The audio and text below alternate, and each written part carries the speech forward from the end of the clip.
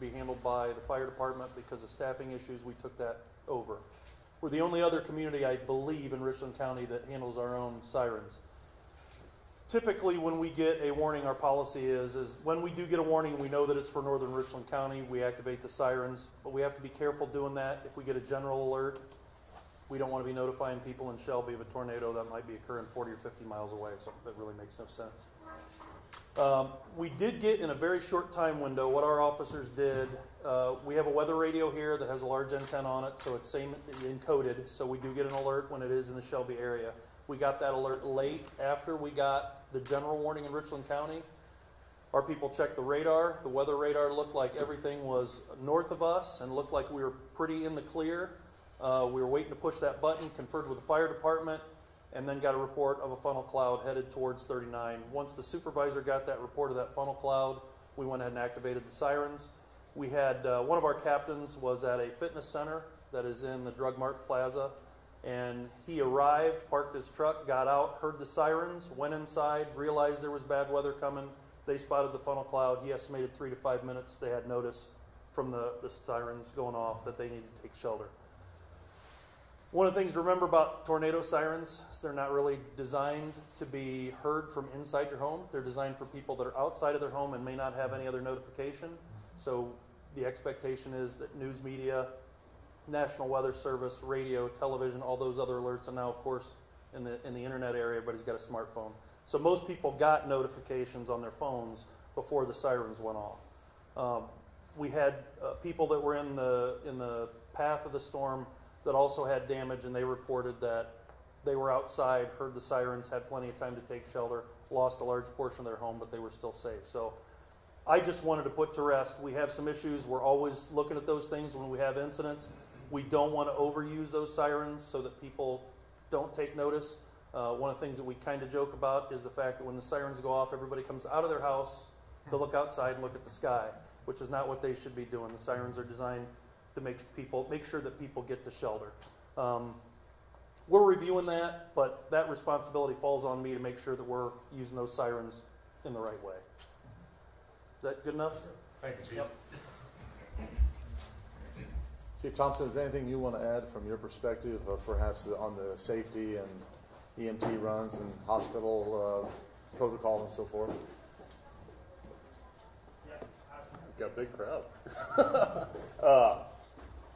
0 fatalities, unbelievable. 6 to 8.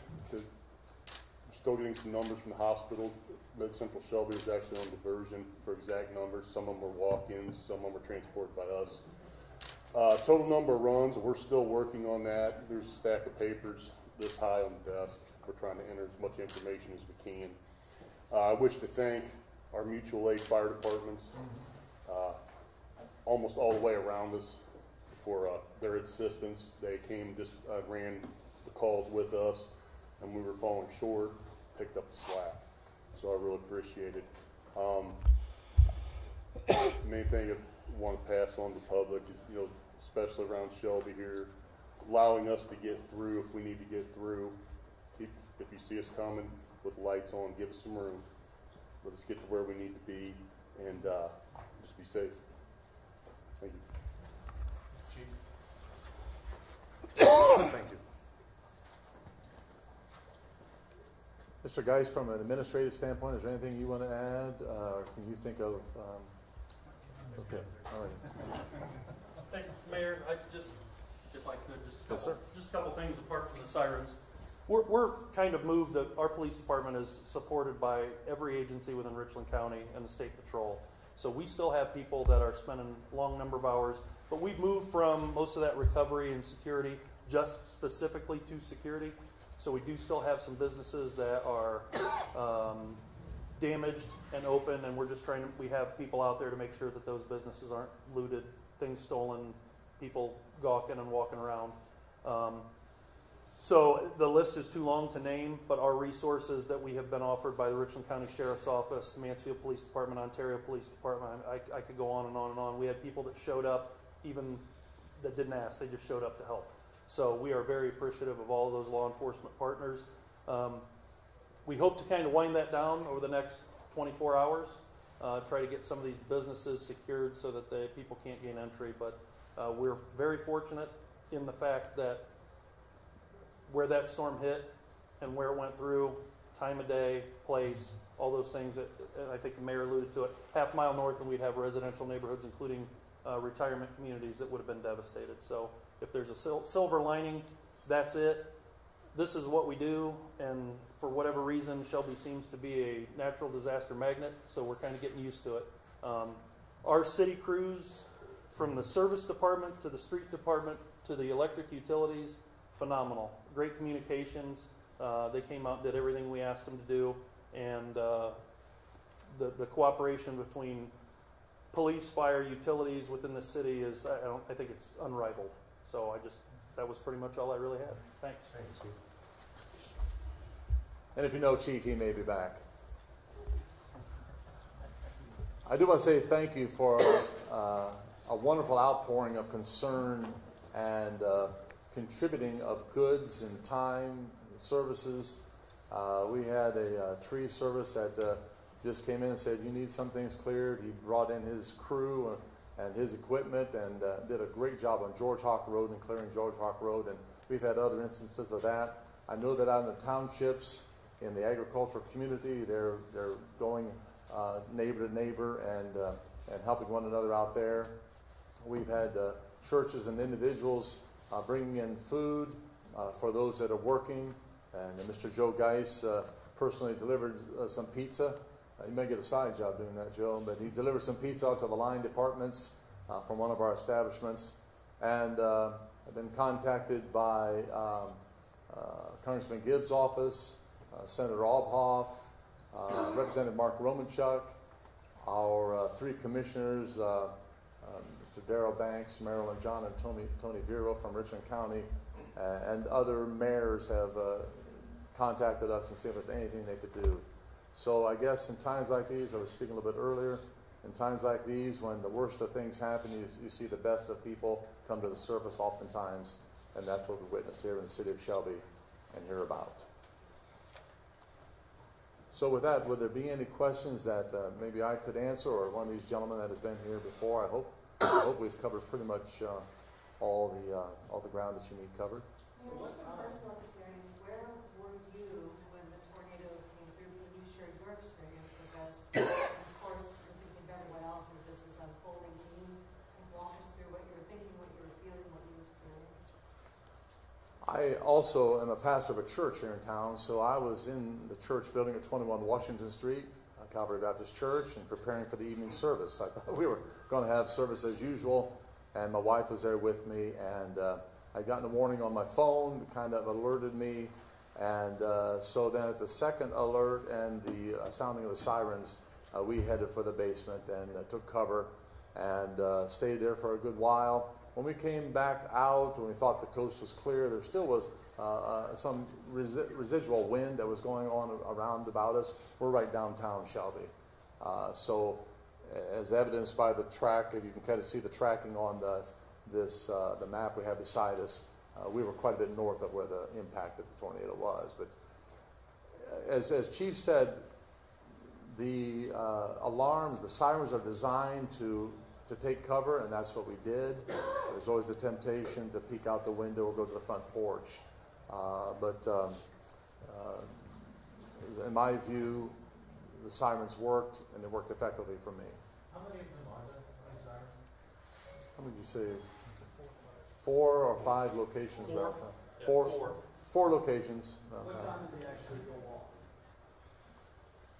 Do we have the exact time, Chief? I don't have the exact time. I can get it within, I think, within 3 to 5 minutes of that kind of a directed warning to northern Richland and southern Erie County. How often are they tested? Once a month, 31st of every Chief, month. why don't you come up here? I told you you're going to hear from him again, didn't I? So some of these sirens are a little bit older, so we have to do a lot of maintenance on them. We test them. I think there's a couple months we don't, but we typically test every month, the last Wednesday of the month at noon. We send out social media notices. We use Nixle as a platform to get word out to the residents so people don't panic, but we test them monthly. And we had, I'm not going to lie and tell you that we don't have any problems. We have had some ongoing problems with some of those sirens. We've spent innumerable hours trying to get those repaired and making sure all of them work. Are you able to characterize what those problems are? How they affect the siren? So some of them rotate, and they're not rotating, and the purpose of that rotation obviously is coverage, and we've replaced batteries in the last year or two. I mean, mostly just non-rotation or just not functioning. 12 tests a year. I think there's a couple months that we don't test. We've been. Have we been doing it every Yes. month? Yeah, so for a while we were only doing just the spring and summer months. We decided it's probably better to keep them in better working order, perform maintenance on them once a month. And then do you often have activations outside of those tests, like you would have yesterday? We try not to, unless we have a direct known weather event that we know is coming, and we try to use them only when it's absolutely necessary, other than the monthly tests. And Chief, those are activated manually, or is there some kind of automated signal that when you get that warning for northern Michigan County, that they will be activated automatically? They always activate manually. It's done using a kind of an older piece of technology. We're the primary. The fire department has a backup system, so they can activate them in the event that we can't, but they're manually activated. And when they were activated last night, you were already aware that there was a general warning in the region, is that right? Yes. There was a general warning for all of Richland County and all of Crawford County. Because most of these storms move west to east, what I usually do is I set up notifications on my phone. So if Crawford has a tornado warning, I usually give it some time to see if we're going to have one, and that's just kind of a general indicator of what weather might be coming. What is that warning done through National Weather Service? Yeah, National Weather Service does it a couple of ways. It comes in through our teletype. So we have a computer system, national computer system. It comes in the teletype, and then it's also broadcast via same encoding to weather radios. It's just like the same weather radios I think that most EMAs distribute. We have one of those. We've connected it actually to our dispatch console.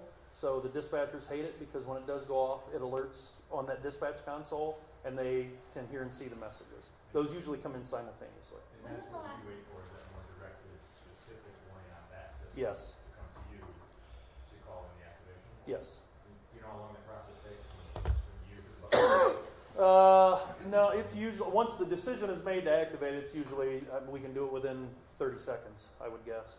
When was the last time Shelby had a weather event like this? Like a tornado touching down and this kind of I don't know, we had a straight line wind incident probably 2013 or 14? 13 or 14 that we thought was a tornado, yes. 2013? Last time was tornado, and I think it was 7. 07. Yeah. Yes. Yeah, we had a flood and tornado back to back. Chief, could you speak to just some of the dangers for your officers in that 3 to 5 minute window? I'm sure they were patrolling, looking for anyone who was outside, and after it came through, it was down live power. I mean, can you just kind of speak to what I can imagine was some pretty crazy in chatter between officers and dispatch when all this was unfolding? I know that the fire chief probably would be better to speak on this than me. I know that our guys went out and immediately kind of realized the devastation, started calling for additional resources immediately. 39 was littered with utility poles, transformers, down lines. Evacuation goes like gas leak. Yes, we did. We had some other utility issues that we had to evacuate. I know the fire chief came from home and was actually on the other side from the downtown area, so he came in and they immediately started searching buildings. We had a couple buildings that were devastated. They had to get in there. The dangers are really innumerable. If you've got gas leaks and electricity, not good. Unstable buildings, and then immediately following any disaster, you can drive down the road and watch the people wandering from their homes or cars or businesses to just come and take a look at things. So there's a number of things going on. We were fortunate that we got an immediate response.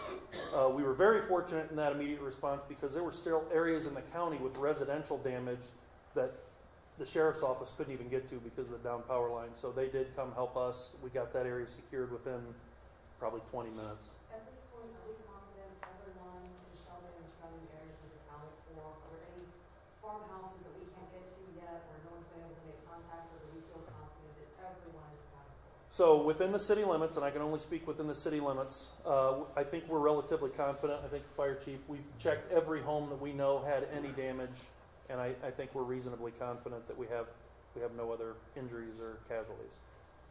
So what's being done to pretty much help the people who've lost everything in this? The Red Cross would actually Rick Evans would probably be the person to speak to that process in the Red Cross. That's what we'll be finding out when we send our damage assessment teams out. That's what they're going to find out: name, address, what kind of help they may need, do they have insurance, how affected is that structure?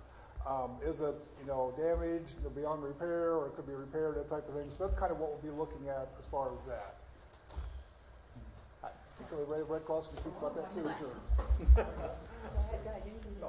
So that's what our damage assessment teams will be going out and doing. So once we get a handle on that, again, we're kind of waiting for some of the roads to be cleared.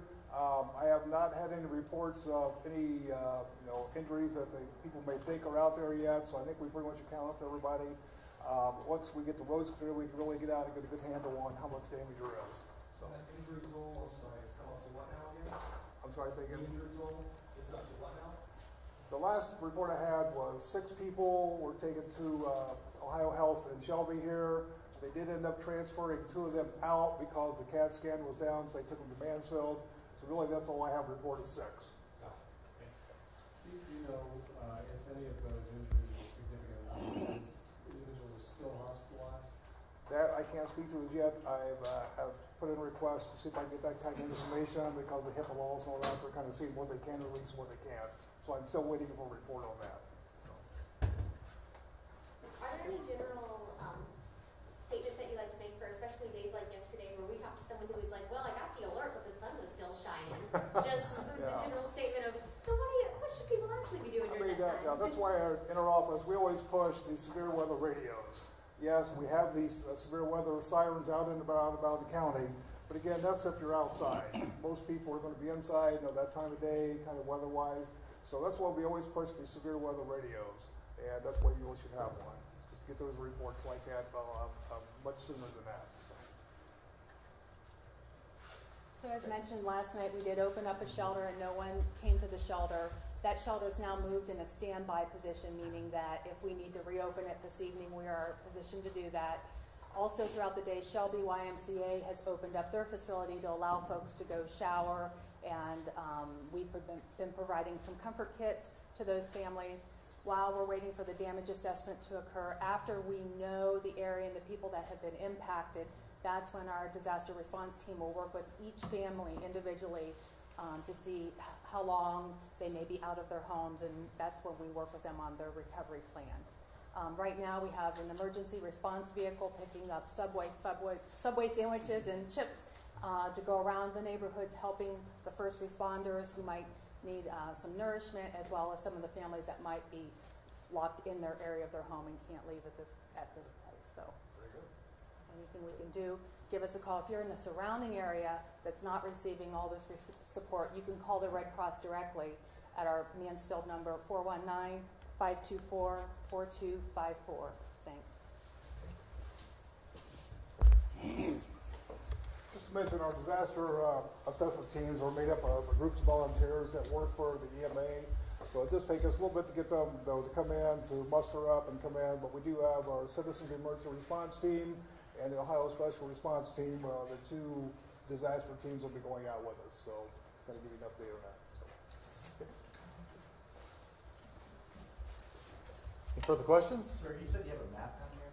Is this it shows the path? Yeah, that was, in fact, Captain Finnegan from our fire department, just by anecdotal evidence, made this diagonal line, and we found out from Rick and others that he was pretty doggone close last evening with this northeast trajectory of the tornado path. And that was exactly what we found in the helicopter this morning following the debris field. Were there any significant things that kind of stood out to you to help the Weather Service determine that it was that EF2 rating instead of sometimes the barn down just giving EF0 ratings? Were there any big picture things that really stayed out in your mind? That is completely out of my league. I don't know. Just the amazing thing to me is that we've all seen this, to see 2 buildings maybe 30 yards apart and one of them flattened and the other one standing almost unmolested. We saw that over and over. We did see some things we felt were evidence that perhaps the tornado may have just kind of skipped over and just kind of went up and then came back down. Yeah, I think it's more in Rick's wheelhouse there. Chief, you want the State Patrol kind of estimated that at flight at a path of just under 7 miles. Yep. So that was their estimation this morning. He covered that, just under 7.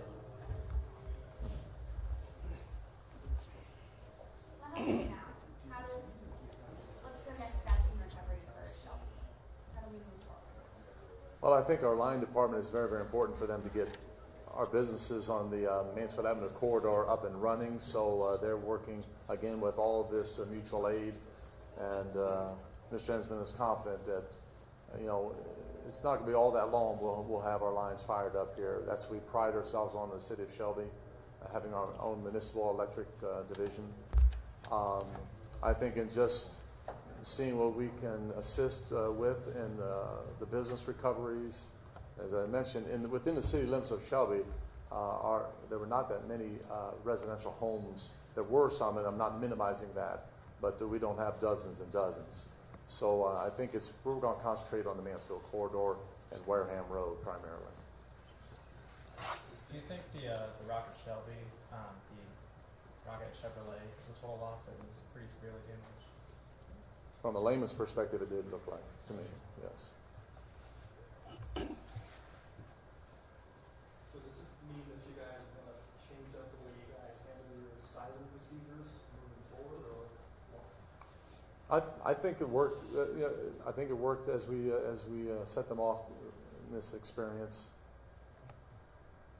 And with the Certainly, we'll review everything, of course. When sirens go off, not only for obviously tornado warning, but if there's a severe thunderstorm with the mention of tornado possible, is that? No, Okay. no. We typically try to reserve them only for tornado warnings.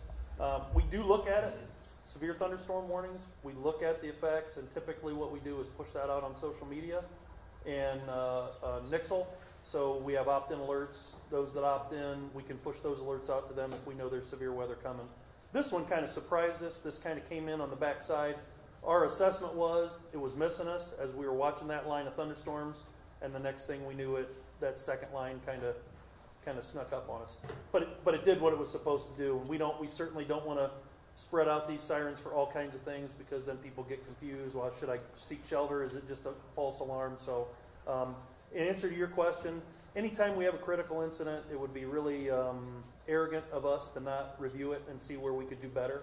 I think this is one of those things that we're going to have to take a hard look at it and see what we can do better, whether that is from training to assessment to blanket changes. I don't know. I think we have a pretty solid policy and a pretty solid procedure. I think we're lacking a little bit maybe in equipment. If we're getting some reports now that people didn't hear the sirens.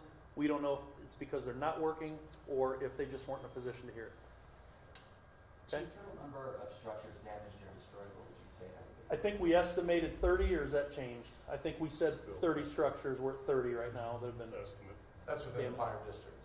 Fire district. Yeah, so understand, City of Shelby, the Shelby Fire Department also covers 2 townships. So the townships kind of overlap the City of Shelby. So Sharon and Jackson Township, for us, that total number is 30. Okay? If there are no further questions, thank you all for coming and giving coverage to this event in Shelby. And we're all hoping for brighter days ahead. Thank you.